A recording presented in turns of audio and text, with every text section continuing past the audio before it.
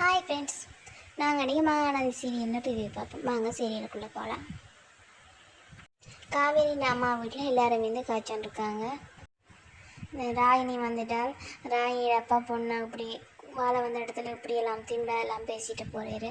அப்படி இப்படி காவேரியின் வாழ்க்கையை தான் கெடுக்க வந்தக்கா ராயினி என்று சொல்லி எல்லாருமா சேர்ந்து காய்ச்சாங்க. இவளை என்ன பண்ணுறது இது பண்ணுறதுன்னு சொல்லி காய்ச்சி கொண்டிருக்காங்க.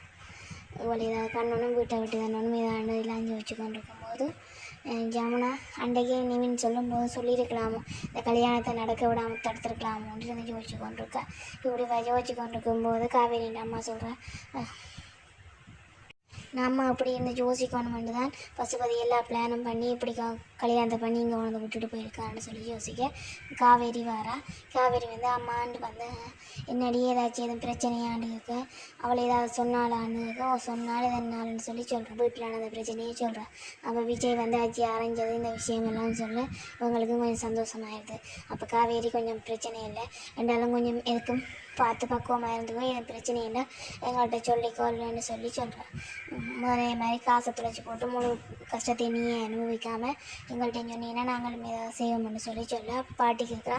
அந்த காசை சுழைத்தாயே இப்போ இந்த என்ன ஆப்ரேஷனுக்கு எங்கால காசை அரேஞ்ச் பண்ணிட்டு கேட்க, அப்போ உடனே கங்கா சொல்கிறேன், இப்போ அதான் அவனுக்கு தேவையா பாட்டி, இப்போ என்ன பிரச்சனை போய் கொண்டிருக்கு, இங்கே என்ன கேட்டு கொண்டிருக்கான்னு கேட்க, உடனே காவேரியின் அம்மா சொல்கிறா, இந்த ஜமுனா பேர் இந்த ஜமுனா நல்லா இருந்துட்டு இப்படியே டல்லா போயிடுவார். இவள் ஒரு கிழமையாகவே இப்படியே தான் கொந்தி கொண்டு எதையோ பறி கொடுத்த மாதிரி இருந்ததுக்கு.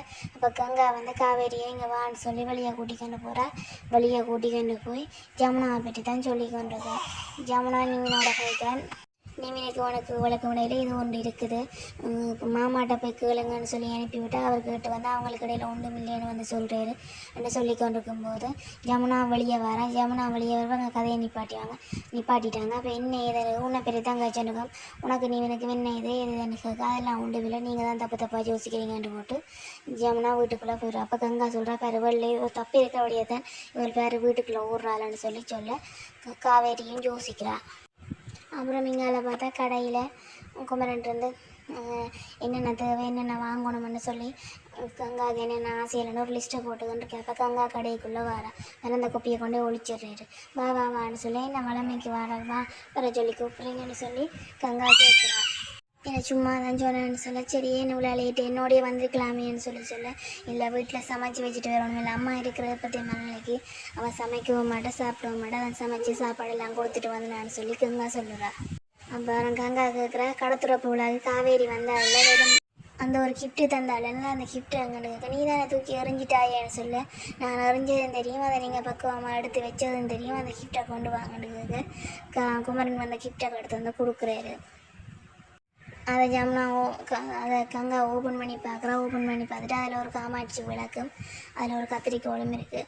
அதுக்கு அவன் சந்தோஷப்படுறா. அந்த காமாட்சி விளக்கு எடுத்து சாணி தட்டில் வச்சு விளக்கு ஏற்றுறா. இது எல்லாத்தையும் குமரன் வீடியோ எடுத்து போட்டு காவேரிக்கு அனுப்பி விடுறாரு. அதை காவேரி பார்த்து சந்தோஷப்பட்டு கொண்டிருக்கா. இங்கே அதை பார்த்தா ராகினி வந்து அஜயை பேசிக்கிட்டுருக்கேன், உங்கள் அண்ணா அப்படி அடிப்பேர், அவரை நீ திருப்பி அடிச்சுக்கலாம் தானே அப்படி இப்படி எனக்கு அடிச்சு கொண்டு போது இங்கால காவேரி காவேரி கையை தட்டி கொண்டு வந்து இவங்க அப்போ தான் காவேரி வந்து அவங்களுக்கு கவனிக்கிறாங்க. ஏன் புருஷனை நீங்கள் அடிச்சிருவீங்களான்னு சொல்லி கேட்டுக்கொண்டு வரேன். அப்போ எந்த புருஷனை எப்படி அடிக்கலாம் நீங்கள் அளவாக கேட்க, அதுக்கு அடி விழுந்தது காரணமே நீ தான், உண்ட வாய் தான், நீ என்னை பற்றி தப்பாக கதைச்சேன், நானே உனக்கு பலார் கண்ணை சேர்க்குற அளவுக்கு அடி போட்டுருக்கணும், அதுக்கு பார்த்தா என் புருஷன் உன் புருஷனுக்கு அடிச்சு போட்டேன்னு சொல்ல இங்கே இன்னைக்கு கோவம் வருது. அப்போ என்னை கடைப்பேத்தி பார்க்குறதுலேயே இருக்கியான்னு இருக்குது, கோவம் வருதா, அப்போ சந்தோஷம் ரெண்டு போட்டு நான் பார்த்தியா சாத்விகமாகவே உன்னை இவ்வளோ இப்படியே உன்னை வீட்டை விட்டு கிளைக்கணும் உன்னை கோவப்படுத்துறேன்னு சொல்ல, நான் எல்லாம் சாத்விகமாகவே இருக்க மாட்டேன்னு சொல்லி கொண்டிருக்கேன். அப்போ காவேரி அடிக்க கையோங்க இங்கே காவேரி என்னை கடைசி தாங்காச்சு நர்மதா வந்து கல்லால் எறிஞ்சிட்றா. அப்போ ராகினி சரியாக கோவப்படுறா. அஜயை பார்த்து பாரு இந்த பொண்ணு அடிச்சுட்டு இதை என்ன குடும்பம் அப்படி இப்படின்னு நீ கேட்க மாட்டியா எனக்கு சப்போர்ட் பண்ண மாட்டியான்னு சொல்லி சண்டை பிடிக்க, அஜய் வந்து பாப்பா நீ ஏன் அடித்தாய் இப்படியெல்லாம் பெரியாக்களுக்கு அடிக்கக்கூடாதுன்னு தன்மையாக கேட்க, பாப்பாவா நீ இப்படியா கேட்பா என்று கோவப்பட்டுக்கணும் ராகினி வீட்டுக்குள்ளே போகிறேன். அப்போ அஜய் பின்னால் ராகினி கற்றுக்கொண்டு அவர் வீட்டுக்கு போகிறாரு. இங்கே காவேரி வந்து இப்படியெல்லாம் அடிக்கக்கூடாதம்மா, நீ சின்ன பிள்ளை, நான் அக்கா இருக்குந்தானே நான் பார்த்துக்கொள்ளுவேன், இப்படியெல்லாம் வன்முறையெல்லாம் கையில் எடுக்கக்கூடாதுன்னு சொல்லி சொல்கிறேன். அப்போ சரின்னு சொல்லி அவன் ஓகே சொல்லிடுறேன். இதோட என் சீரியல் முடிஞ்சது. ஓகே ஃப்ரெண்ட்ஸ், மறக்காமல் சப்ஸ்கிரைப் பண்ணுங்கள்.